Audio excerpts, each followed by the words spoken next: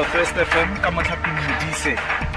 Malapa le 500 a kwa lefelong la baipei la Skierlek gaufi le Swartregens mo Northwest a ile go fudusetswa kwa lefelong le le tlhabolotsweng la Mazista mo bokhutlhong bono jwa beke. Projeke eo e jetseng puso 51.6 million rand e wela mo lenaneng la puso la go fedisiwa ga mekhukhu le le itsegeng ka Breaking New Ground kwa lefelong leo. Skierlek e kile a tlhagelela kwa setlhoeng sa bobegakgang ka 2009 morago ga gore mosimanyana wa mosweu Johan Nel a thuntsha kake a sa tlhaole kwa lefelong leo le go bolaya batho ba le 4 mme a tlogela ba bangwe ka dikgobalo. Mokhuduthamaga wa lefapha la Human Settlements, Public Safety and Liaison Des Bomohono o laetse masepala wa selegae wa Khetlen Refir go netefatsa fa lefelo leo le phatlhalatswa gotlhelele gore baagi bangwe ba se ipei gape mo go lona. Motlhaping Modise, Northwest FM News, Rustenburg.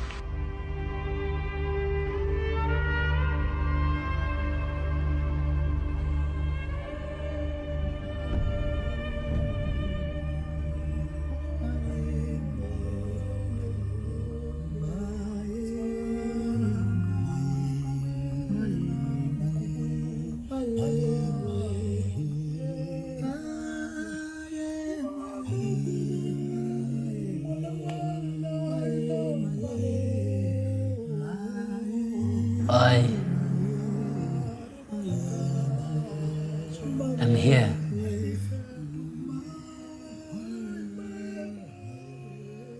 Johannesburg. Joburg. Now, without going back to Deep Sloot, where I have been staying in the past year to take my toothbrush or any of my belongings, I come straight here to the hiking spot with no other thought crossing my mind except those of my family back home in Skierlek. And my shack. My blue painted shack. I start to hike. I keep on hiking and hiking and hiking and hiking and hiking until when this white bucky stops. I tell the man where I'm going. He says to me, hop in. Yes, I jump on the back of this bucky with no canopy and then we start to go. We keep on going and keep on going and keep on going and going and going. Now I'm sitting at the back of this buggy with no canopy. I'm being hit by this wind. It's cold, rough, shrewd. It bites, but we just keep on going and going and going and going past Kruger's Dorp. We keep on going and going and going and going and going past this supermarket in the middle of nowhere by the junction with the road going to Vennersdorp. We just keep on going and going with the R24 and keep on going and going and going and going. We come across the N14 with the road sign again saying Vennersdorp to the left and to the right. I don't remember the other place to the right, but we just keep on going and keep on going and going and going and going and going. But as we go, I start to realize that the road we just passed back there saying Vennersdorp to the left, it's actually the quickest way back home. Now I'm starting to feel impatient. I can't help it but feel that this buck is not going fast enough. I'm getting tired of sitting at the back here, but luckily there in front there is Magaliesberg. Now when we get in Magaliesberg, I relax, take a pee, get some water, and then back on the road. We just keep on going and keep on going and going and going and going and going on this road that curves to the left and then to the right and then to the left, to the right, to the left, to the right, and then we start to go up this hill and up and up and down.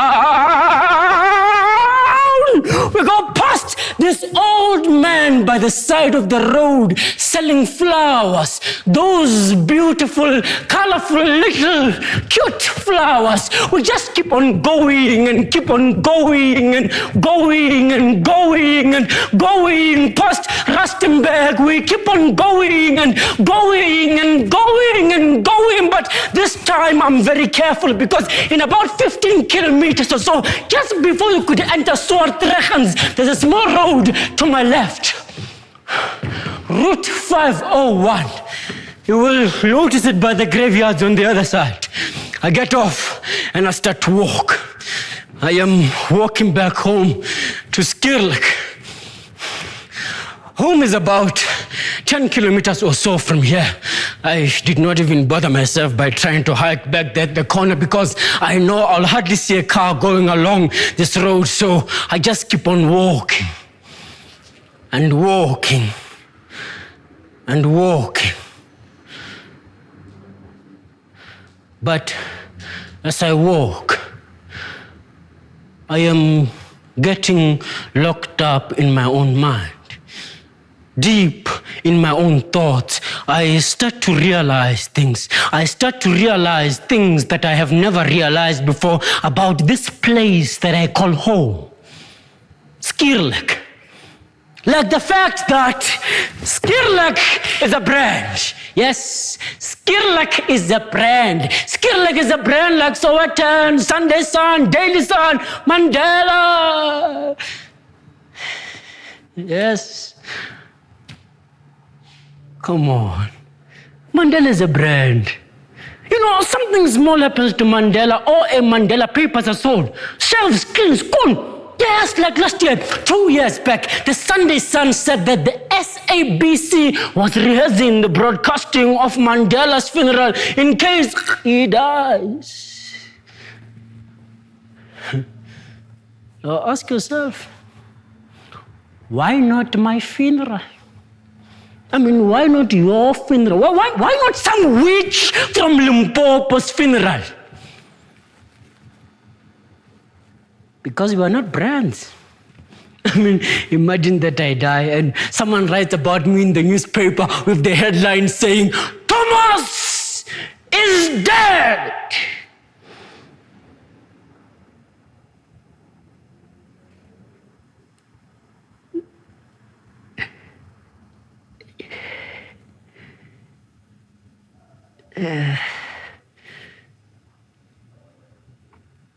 Yeah. No one is going to buy that paper. People are going to ask, and who the fuck is Thomas? Oh, that boy who ran away from Skirlik to go and sell papers in Johannesburg. So what? People die all the time. We don't want to read about him. He is not Mandela. He is not the Pope. He is not Michael Jackson. But if it's Mandela, the Pope, or Michael Jackson, people come in numbers from all corners of the world. But people are not going there to pay their last respects and mourn with the family. No, people are going there for themselves, for their own image's sake. People are going there so that they can one day say, I was there.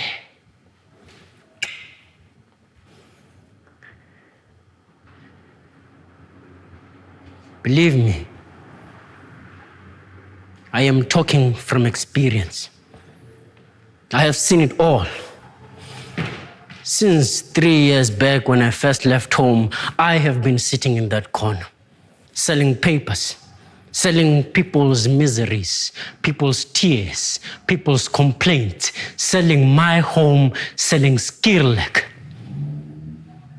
My mind comes back and I just keep on walking and walking and walking and walking. And as I walk, there in front there, towards my right, I start to see these houses.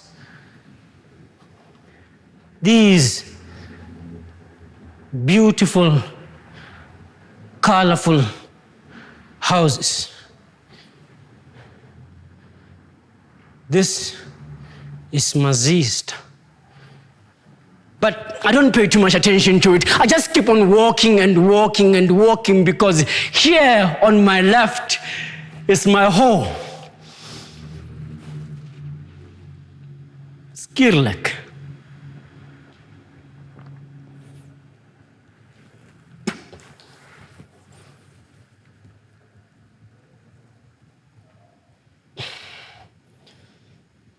Now, from where I'm standing over here, before I can even go far, I am struck by a smell. It's a unique kind of smell. I don't know what I can compare it to, but I'm sure that if poverty had a smell, it would probably smell like this. But I mean, that shouldn't come as a surprise if you're looking at this place. I mean, if you've been exposed to this place, if you've been exposed to the life here, if you're looking at this place, I mean, this place looks dodgy. It looks incomplete, scattered. It's like someone just came with pieces of corrugated iron sheet, mazenke, and just started throwing them around and throwing them around and around and around and around and around and around. But that too shouldn't come as a surprise if you know the history of this place, if you know how this place was born.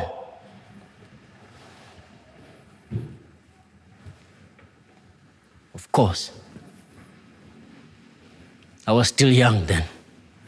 But I do know that we were still staying in the Nel family farm when one night, while I was sleeping, my father, Johannes, came to wake me up from this deep sleep, telling me that we have to pack, we have to leave. Thomas Tucha, help me pack this, help me pack that, help me pack this, help me pack that. And yes,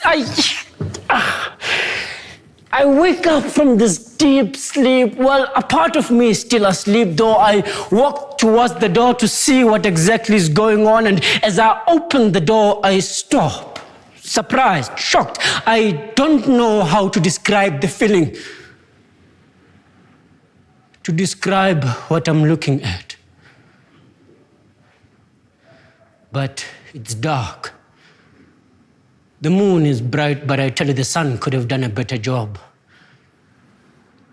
I can't see clearly.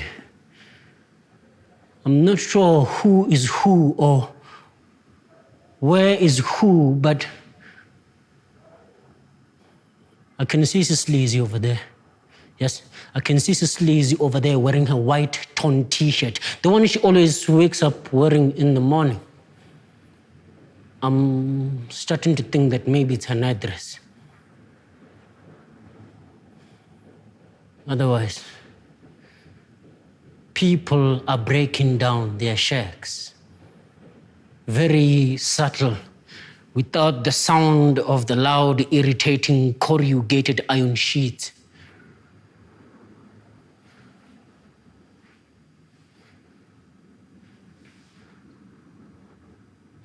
And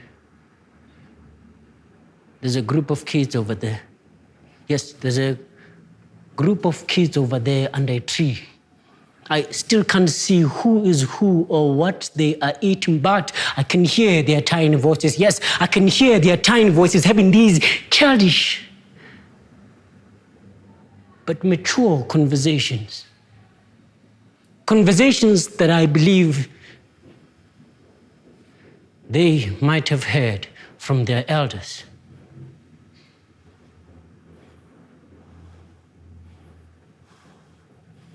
Otherwise, people continue packing each and everything that belongs to them. All this I saw in a blink of an eye, and at that moment, I closed the door back into the shack, and then I started to help my father pack. I helped my father pack this, I helped my father pack that, I helped my father pack this, I helped my father pack that, I helped my father pack this, I helped my father pack that. But as I helped my father pack, I'm still not sure why we are leaving, where we are going, or why, but I help him anyway because he is my Father.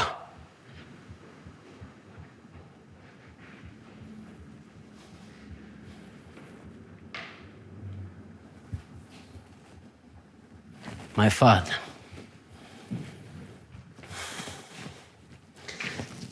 My father was a very good man. Johannes, he was born in the farms and raised in the farms. I was raised by him. My mother died when I was young. A share caught fire, I was told.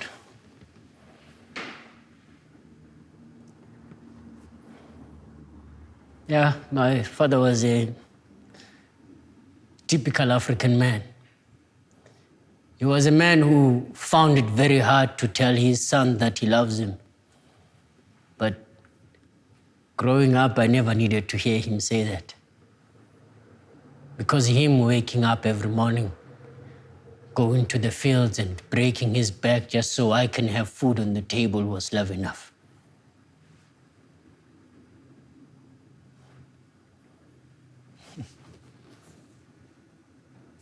He liked telling me stories. He liked telling me stories. He always told me stories. Like this other time, he told me this other story from the Bible, from the book of Luke, chapter 6, verse 11, where Jesus Christ arrives in the small town of Naina. And as he arrives there, a widow's son had just passed away and was being carried out of this small town. And Jesus saw the widow. He had compassion on her. And he walks over to her and he says, "Do not weep." Then he turns to look at the bearers who were carrying the body of the young man, who automatically stood still.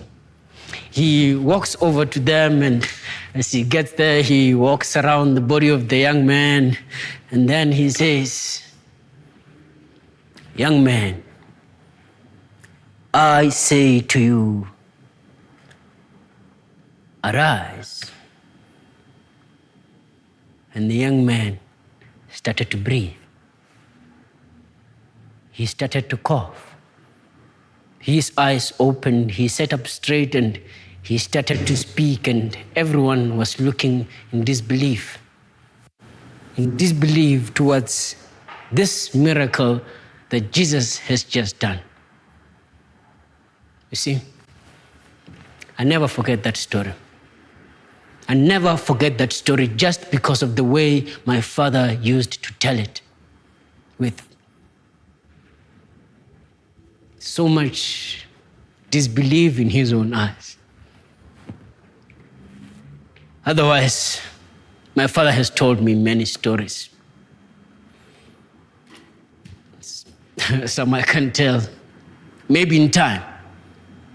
But as soon as we were done packing each and everything that belonged to us, some families were already done and had already started embarking on this long journey ahead of us. We took everything that belonged to us and we joined them. We started to walk. We kept on walking and walking and walking and walking and walking. Now it's late at night. It's dark. It's quiet. People are locked up in their own minds, deep in their own thoughts. Some maybe even counting the stars. It was only after we went hill after hill in the field, exhausted by this long journey, that conversations started to erupt amongst us. It was like all this time we were running away from something, and all of a sudden people felt safe and secure enough that they can start speaking. And that's when some people asked for a few seconds of rest. A few seconds that went into minutes into hours, and After a little while, we all decided to join them, and after another while, we just decided, fuck! We will continue walking again tomorrow! Thanks to the lazy and tired, we all took that rest. Until the following morning, when I was woken up by this irritating sound of a nail being knocked through a corrugated iron sheet. Yes, some people had decided that they were going to build their shacks here in the middle of nowhere.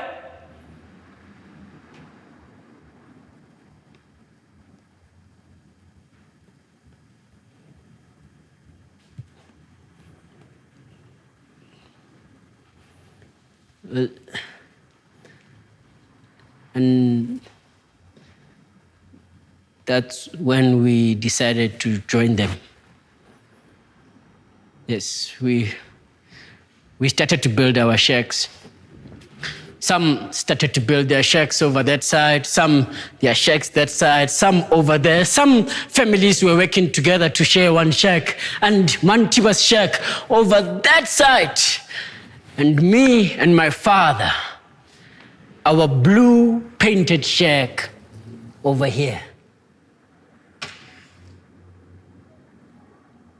Now, this is the same shack.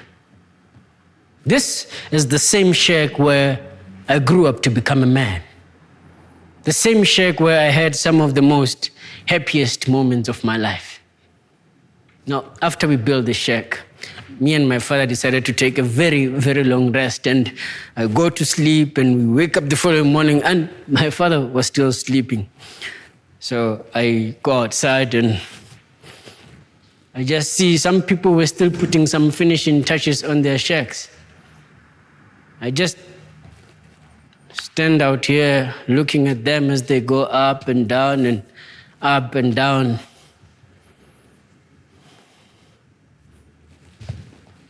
Until like later in the day when I decided to go back into the shack, and my father was still sleeping. I just stand here busy trying to wake him up, telling him, Papa, Tsura, Papa, Tsura, Papa, Tsura, Papa, Tsura, Papa, Tsura. Papa, Tsuga. Papa, Tsuga. But he doesn't wake up. He is just sleeping here. So I quickly run outside. I tell the woman next door and the man next door, and they both come inside. And then they go outside. And they start to tell that one calls that one, that one, that one, that one, this one, that one, and all of a sudden, the whole community comes together. They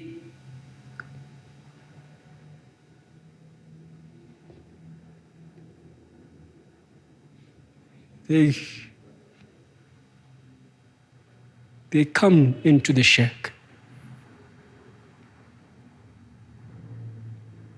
And they wrap my father up with the blanket. And we all carry him up to that hill. As the sun sets with the orange amber-like color of the sun as it sets, hitting over our shacks down there. And as we laid him to rest, One old man amongst us said, yeah, it all happened so skierlik. Yeah,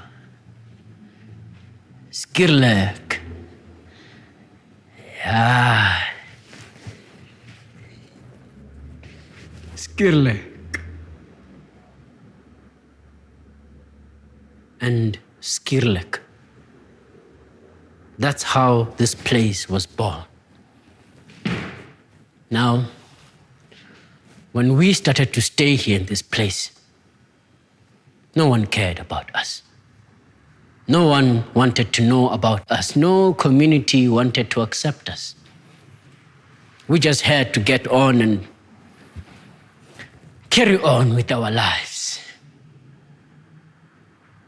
Now, I'm still standing here,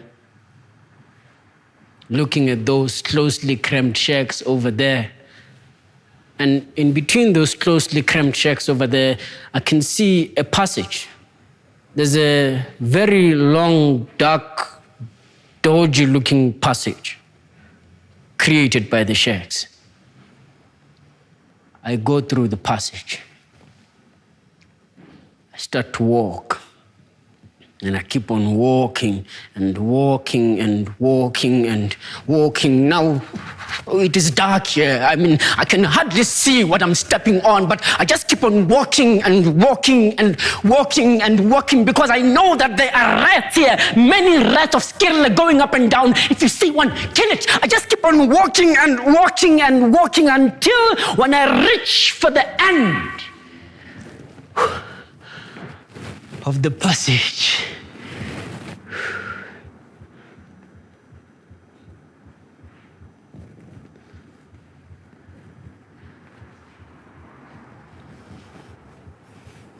Welcome to Skierlik.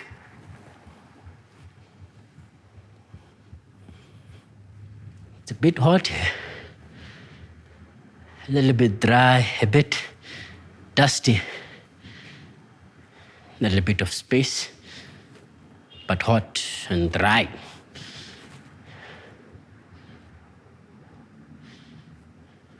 Yeah, a little bit open.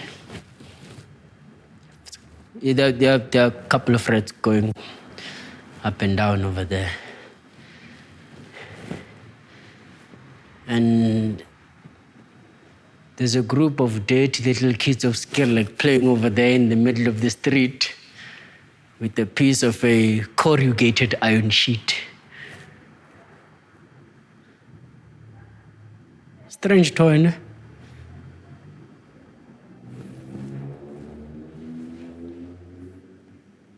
And that one, particular, he never smiles. There's noise coming from that side. That's at Mantiva's place. It's where everyone else here goes to drink beer and young women of skierlik play cards and gamble with their child grant money.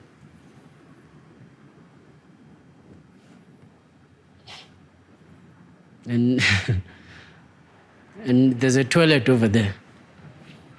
Now, there's a story about that toilet. You see, that toilet is the only toilet here in Skierlik.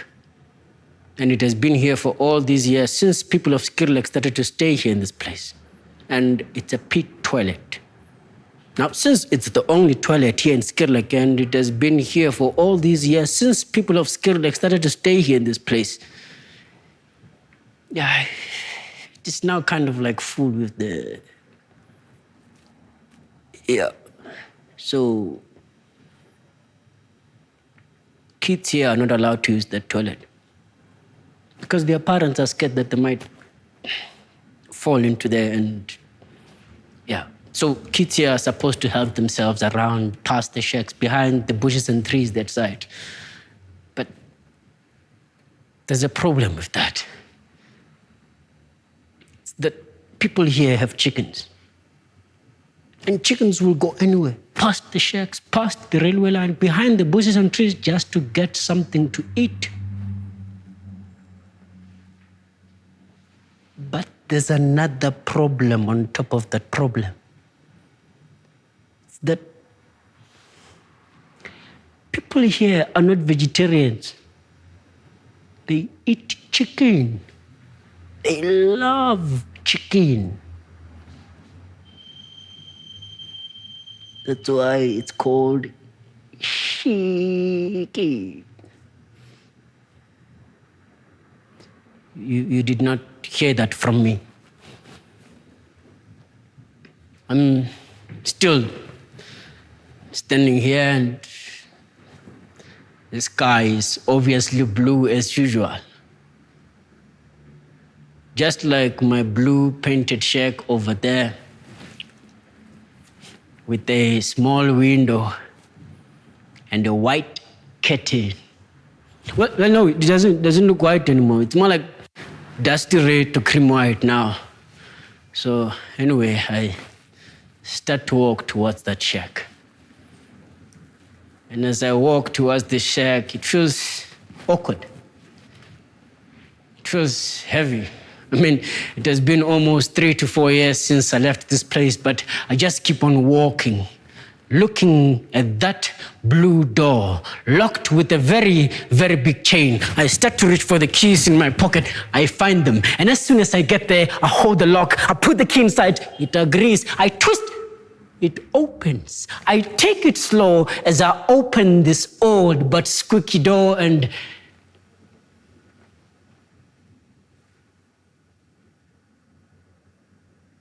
as soon as I go inside, it all comes back.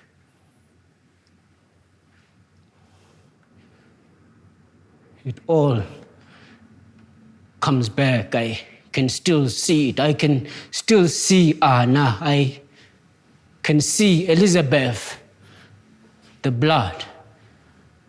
I cannot forget. It all comes back. I can still see that boy, that white boy wearing khaki clothes with a gun in his hand, emerging from the dust, and he is just shooting.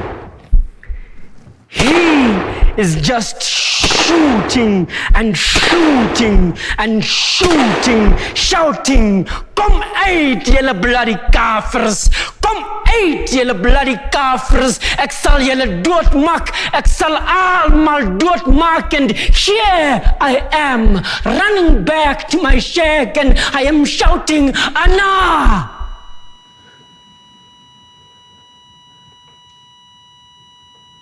Anna!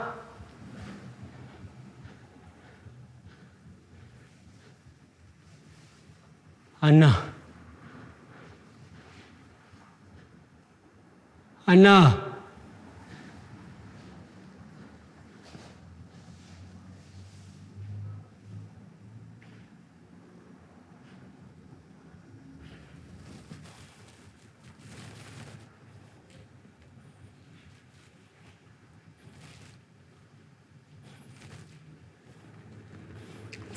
January 2008. It was just a normal day. You see, I come out of my shack, I sit out here. It's hot, a little bit dry, a bit dusty. My wife Anna and our daughter Elizabeth are inside the shack here. And there's a group of dead little kids of Skirlek playing over there in the middle of the street. And that one, Tiki Line, smiling. There's a woman over there under a tree. Another one is doing laundry. Some are in their shacks, busy with whatever that they normally do.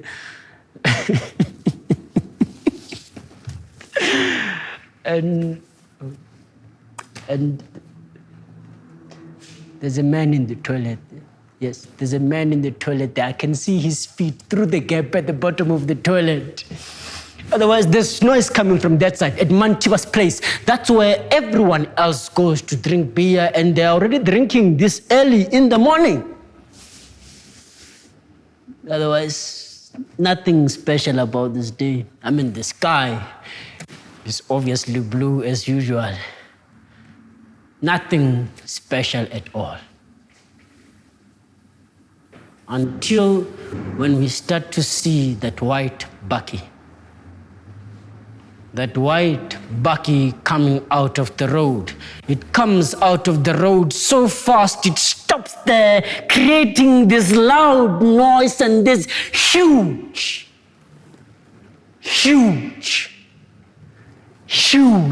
cloud of red dust. And then the kids playing stop playing. The woman sitting down stands up. The one doing laundry stops. Those who are in the shacks come out. Some looking through their windows. The man in the toilet, he drops a newspaper. I can see it through the gap at the bottom of the toilet. He opens the door, sticks his head out, and everyone from Mantiba's place comes running this side.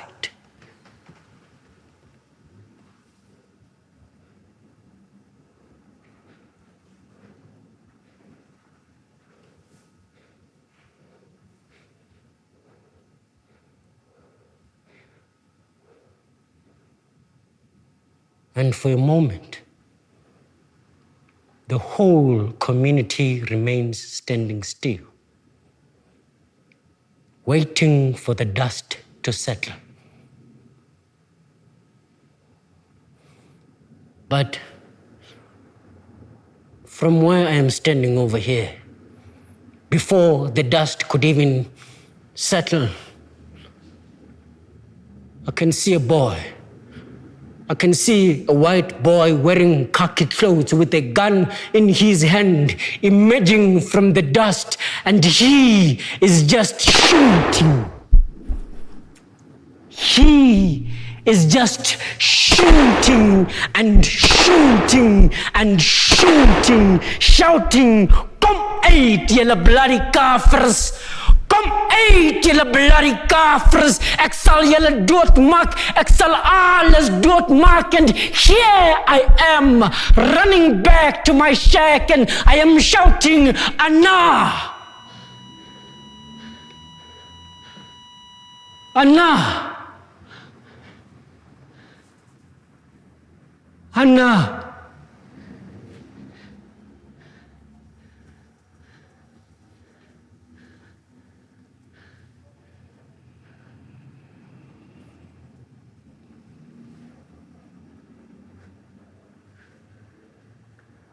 Anna.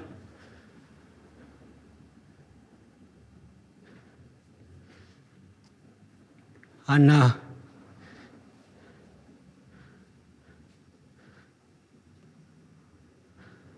Anna. Anna. Anna.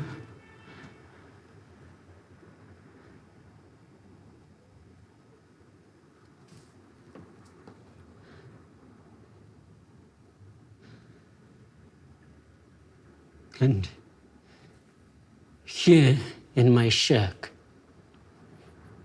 on the floor, in a pool of blood, is my wife Anna and our daughter Elizabeth. At this moment, it's quiet, it's cold. It feels like it's the moment when the soul departs from the body. You know that moment. That moment when you see a woman for the first time. And for some reason, you just love her.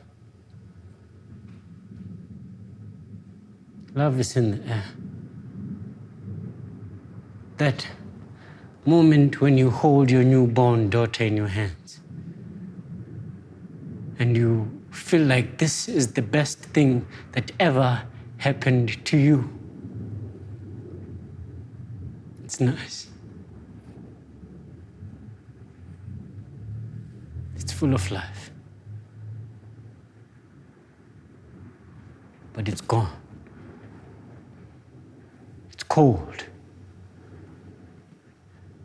I mean, just a few months back, I held my newborn daughter in my hands. I looked into her brown little eyes and I believed that she can be anything she wants to be. Just 2 years back, I saw her mother for the first time, and for some reason, I just loved her. I just knew that this was the one.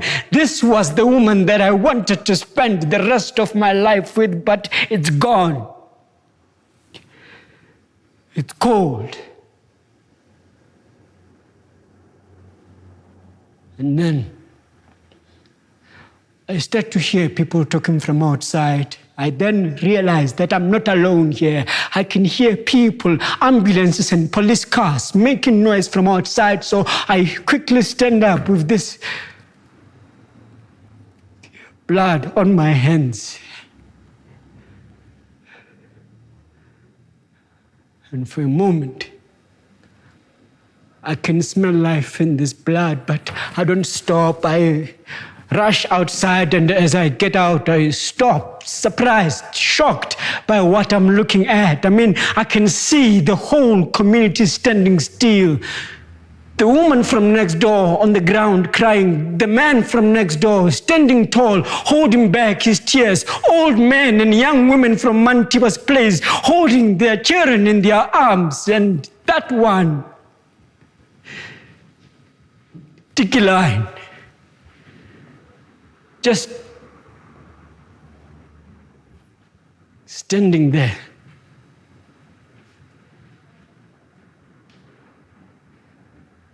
After this, I've never seen him smiling again, but I don't stop. No, I'm rushing towards those cars, those ambulances and police cars, and as I'm running there, I'm shouting, hey la, hey, Tusang, honaleba, tukamo, honaleba, tukamo. And this man, this paramedic runs to me. He runs with me to my shack, but before he can go into the shack, he stops, shocked by what he's looking at. But finally, he gathers the courage to move. He then rushes to hold Anna, then he holds Elizabeth, then he holds Anna, and I'm just standing here at the door. I'm looking at this man as he tries and tries and tries and tries until when he finally lets go. And he drops his head, shaking it.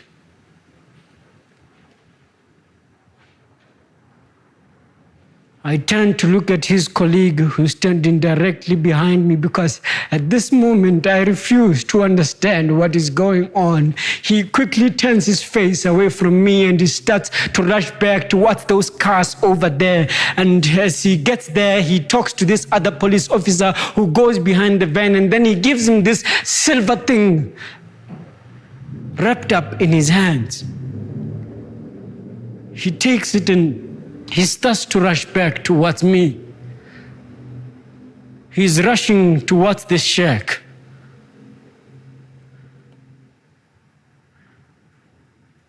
I mean, I'm still looking, and I don't understand what they were talking about. But I could see from the hand gestures that they're talking about what happened in here. As he runs back, he stops before he could go into the shack. And then he drops his head. He still can't look at me through the eye. He walks past me into my shack, and when he gets there, he gives that thing to the other man, and together they unwrap it. They put it on the floor. They take Anna's body, they put her inside. They take Elizabeth's body, they put them inside, they zip it up and carry it with them as they walk out. And I'm still standing here at the door, and as they walk out, this silver thing carrying their bodies brushes past my arm, and for a moment, a part of me dies. It turns cold. I'm numb.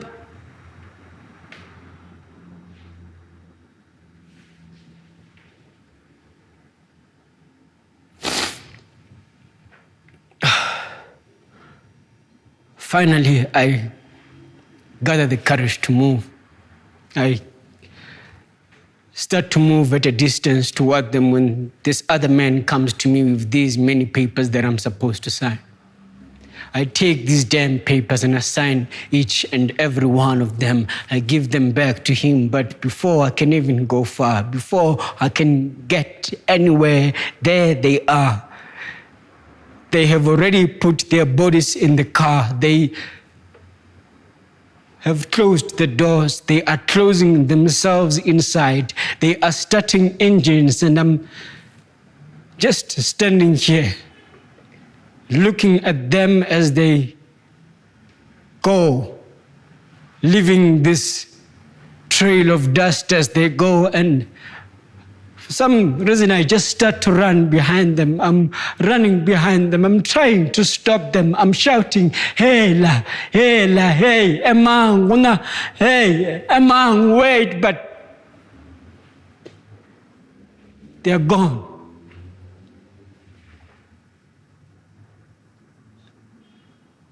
And I'm standing here in the dust.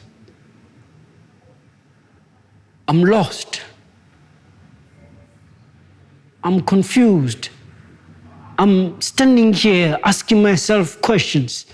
I'm asking myself, why? I mean, you are a paramedic. Yes, you are a paramedic. Your job is to save lives. You were supposed to give them their lives back. You were supposed to give them their lives back because they were not yet dead. No, they can't be. I could smell life in their blood. They were not. They can't be. It can't be. I'm standing here in the dust. I'm lost. I'm confused. I'm asking myself questions. I'm asking myself, where? Where is that Jesus that my father taught me about? Why can't he come here? Why can't he come here and bring my loved ones back to life like he did for the widow in Nain? Why don't these miracles happen to us? Because if there's a right time for him to come back, it's now.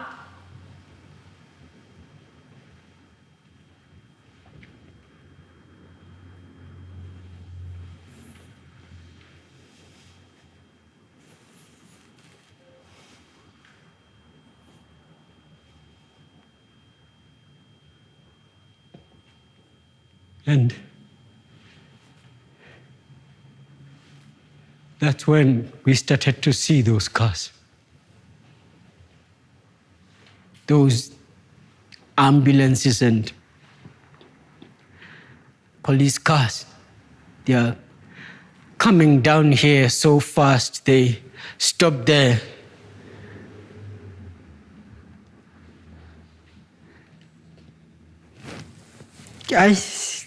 These cars, they stop there, creating this loud noise and this huge cloud of red dust, and then the doors open. And these many people with pens, papers, books, and microphones, they come out and they start to walk around. They start to walk around and they are asking people questions.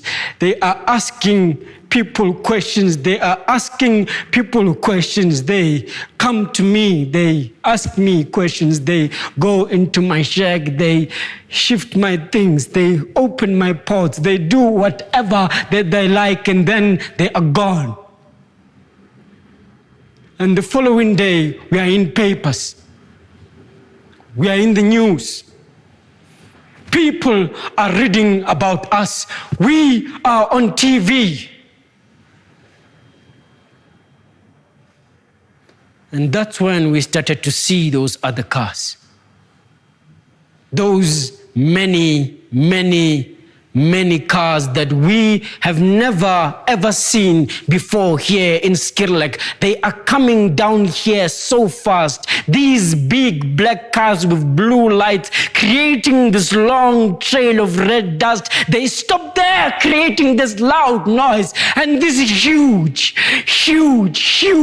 never ever seen before here in Skirlek. Cloud of red dust and these big men wearing black suits with white shirts and red ties with bodyguards around them. They come out and they start to walk around. They go around. They are greeting people. They are greeting each and every one of us. Each and every one of us. They come to me. They shake my hand with a smile as if everything is okay. And then they start to gather people. They start to gather people. They call each and every one of us, and the whole community is standing there looking at this man standing up here with microphones, cameras, and bodyguards around him, and he is telling us that things are going to change here in Skirlek. Things are going to change here in Skirlek. We are going to bring you houses. We are going to bring you tar roads.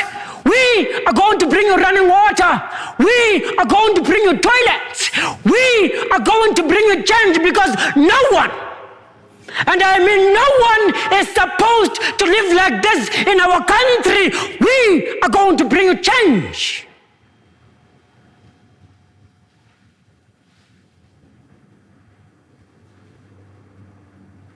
Change. Change. And I'm standing at the back there, looking at this man saying all these things to us, and I'm asking myself if this is supposed to replace my wife, if this is supposed to replace my daughter, if this is supposed to replace my family, because if that is the case, then I don't want it. No. I would rather stay in a shack with my family and be happy than stay in a house when my family is gone. I mean, where were they all this time? Did my wife and daughter have to die first for things to change here in Skirlek? Is this how God chose to bring change here in this place? Because if so, then God must take this change back to wherever it comes from. Because I want my family back. That's all I want. I want my family back. I mean, why them out of all these many children here in Skirlek with careless mothers who don't care about them? Why not one of them? Why?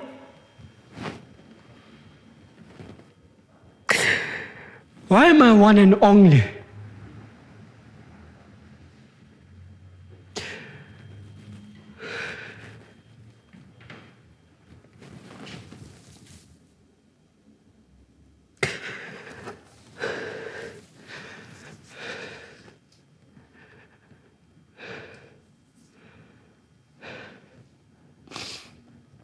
It all happened so Skirlek. Skirlek. They were the headlines. They were more important than the names of the newspapers. They shook the country. They brought change to this place, but still no one cared about us. No, everyone who was here for themselves. For their own image's sake, shame on them, because even during the funeral, it was still about them. Yes, they were the ones standing up there with microphones, cameras, and bodyguards around them, and the whole community looking up to them as if they are gods. Making long speeches, repeating the same things one after the other. Change this, change that, change this, change that. We are going to bring you this, we are going to bring you that. Singing the same song of change as if it will bring back our loved ones. Why? Why can't they let us live our lives? Why can't they fuck off to wherever they came from? Because even at the graveside, it was still about them. Yes, it was packed. It was a political funeral. It was so packed. I couldn't even pour soil into the grave. I was seated at the back here with my little speech that I never even got to read.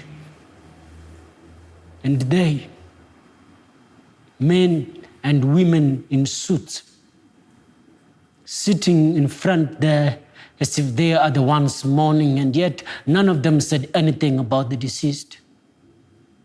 None of them said anything about a man's loss to his wife, his daughter, and his family. No, it was about the country. Our country this, our country that, our country this, our country that, and I'm sitting at the back here asking myself, is this the funeral of the country? Or the funeral of our friends, our family members and our loved ones who died here in Skirlek? But no, they didn't care. All they could give me was food. The very same food that they didn't even eat. No. They left right after the funeral. They didn't even bother just to wash their hands. They were gone. And they never came back.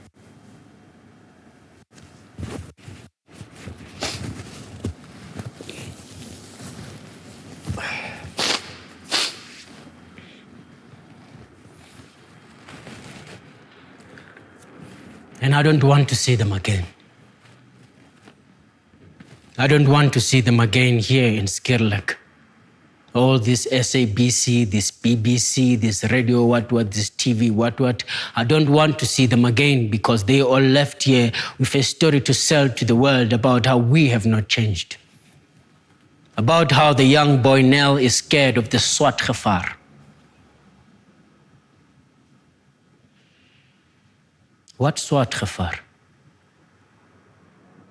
What Swart Gevaar when we have lost our family members?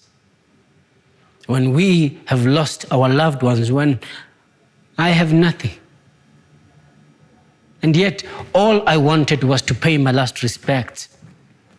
It was to say my last goodbye the way we normally do in our African cultures. Like everyone else, I too wanted to stand by the grave. Grab the soil, pour it in there and say, Robala ka kagiso mukubong. But I couldn't. Because some people's speeches were more important than other people's speeches. And after all this happening here, I couldn't stay in this place anymore. I couldn't stay in this place anymore because this place is giving me nightmares. This place is giving me nightmares. I keep on seeing the same things, waking up every morning and looking at the same spot where my wife and daughter died. Just sitting there and praying that maybe this could just be a dream. Maybe this could just be a dream, going to sleep and hoping that maybe tomorrow when I wake up, just maybe when I wake up, I will wake up to Elizabeth crying and Anna asking me to help with the baby here and there. That would be nice. I couldn't stay in this place anymore because this place is giving me nightmares. I keep on seeing that boy. That white boy wearing khaki clothes with a gun in his hand, emerging from the dust, and he is just shooting.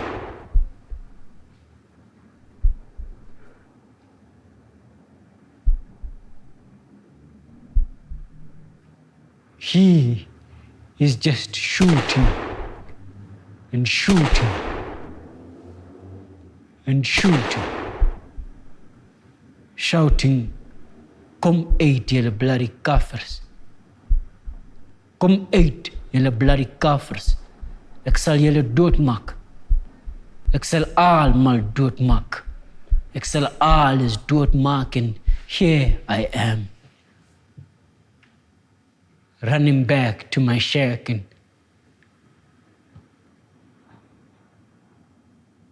I'm shouting, Anna.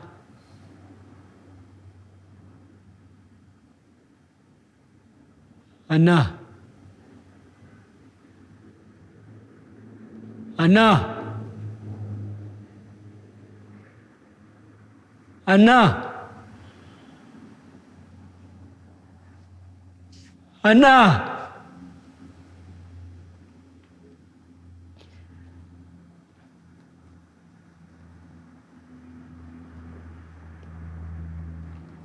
And yet, this is the same boy. This is the same boy who inflicted me with fear towards a white man. This is the same boy who made me wish I had money to buy a gun so I can go and shoot those bloody whites. This is the same boy who made us all in Skirlek go and stand outside the Mawatu High Court, holding placards chanting, kill the Boer, kill the farmer, Klein of Niklaini, Trong Tu. This is the same boy who made me stand in court and look at the judge as he raised his arm, holding back his tears, and he hit on the table saying 4 life sentences and 68 years imprisonment.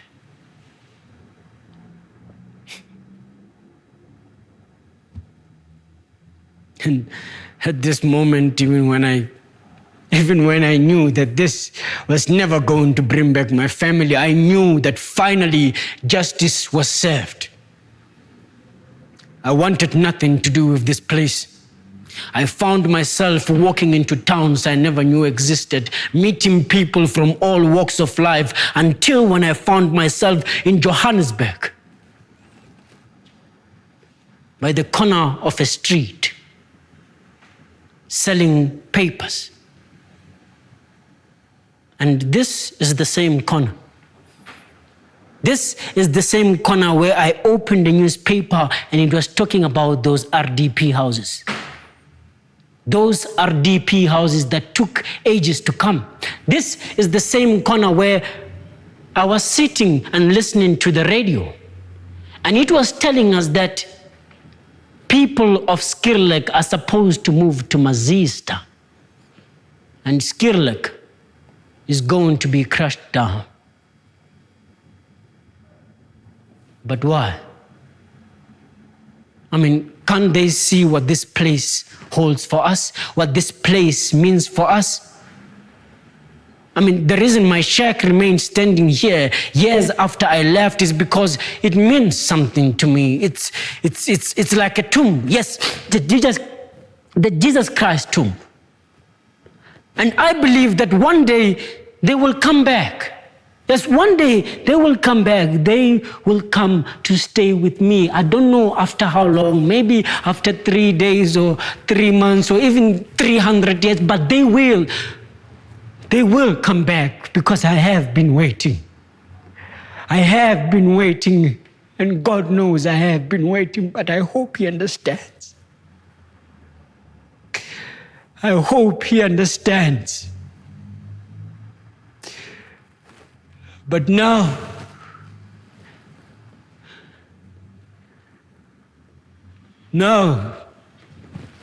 that I'm here,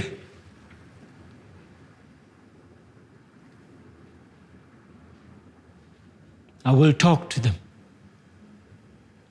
Now that I'm here, I will ask for their spirits to come with me to our new houses in Mazista, where they will rest in peace because they can't stay here anymore.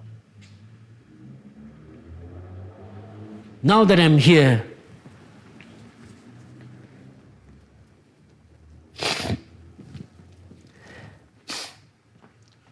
I will ask for their spirits to come with me. I will talk to them.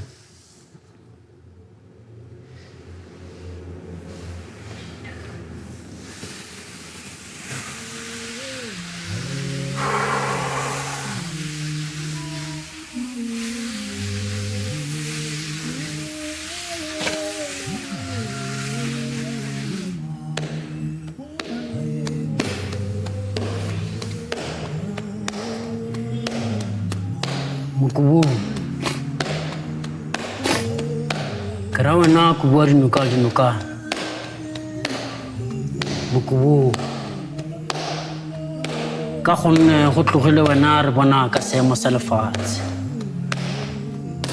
Ka gonne go tlogile wena re bona ka botala jwa naga. Hey, Mokobu.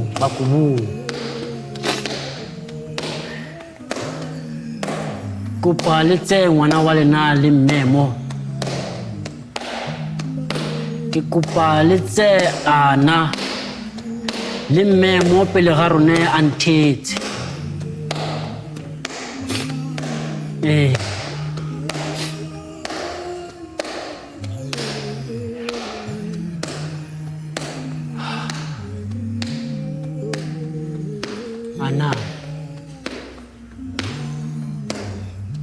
Ana, ke kopa o tse sengwe le sengwe se ka tswang e le sa gago. Le ga e ka ba letlapanyana le le nyenyane le nang le marothodi a madi a gago godimo ga lona le tse. Tsa Elizabeth mme mo mokwatleng wa gago. Ke re ga ke tsamaya le nna. Ka gonne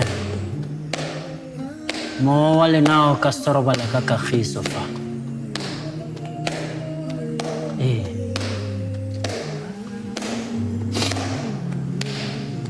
A re tsamaya.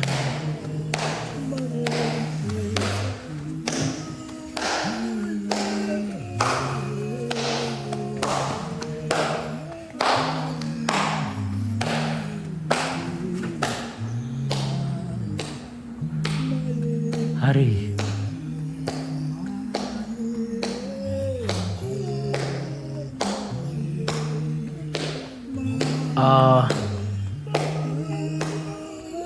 Wa ba bona banna bale. Wa ba bona banna bale ba perego disuthu. Ba iphetotse badimo. Ba re botsa gore na re tshwanetswe ke eng ga ra tshwanelwa ke eng. Jaanong a re tsamaye gonne moya wa lena o ka sorobola ka kagiso fa.